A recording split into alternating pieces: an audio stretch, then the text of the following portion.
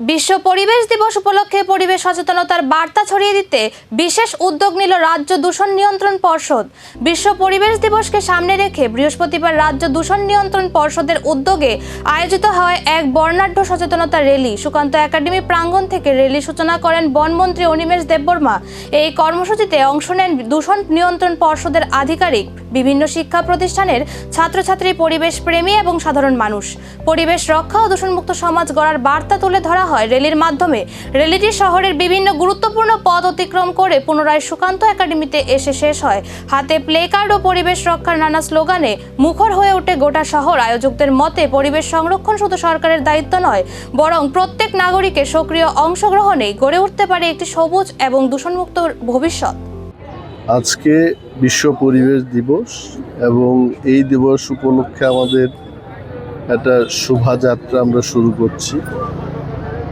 পরিবেশ দপ্তরের পক্ষ থেকে নাগরিকদের সচেতন করা, এটাই আমাদের মূল কাজ, এবং বিভিন্ন নিষেধাজ্ঞা, বিভিন্ন গাইডলাইন্স এগুলো ফলো করানো এবং নাগরিকদের স্মরণ করিয়ে দেওয়া, এটাও আমাদের কাজ।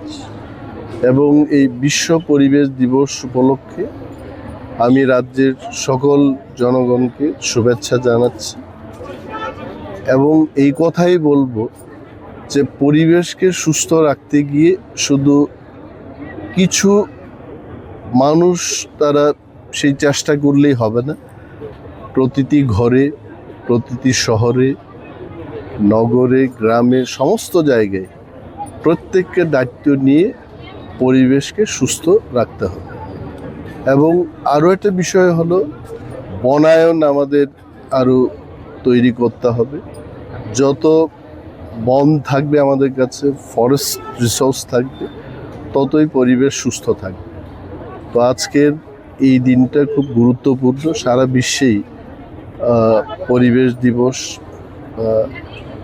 ওয়ার্ল্ড এনভায়রনমেন্ট ডে পালিত হচ্ছে এবং আমাদের রাজ্য আজকে অনেকগুলো প্রোগ্রাম আছে। ক্লাবের লোকজন এসছে, এখানে ছাত্রছাত্রীরা এসছে, অনেক এনজিওর পক্ষেও অনেকেই এসছেন এবং আজকের এই দিনটাতে এই বার্তাই যাক মানুষের কাছে যে ত্রিপুরাকে সুস্থ এবং বাঁচার মতো একটা রাজ্য করে আমাদের ধরে রাখতে হবে।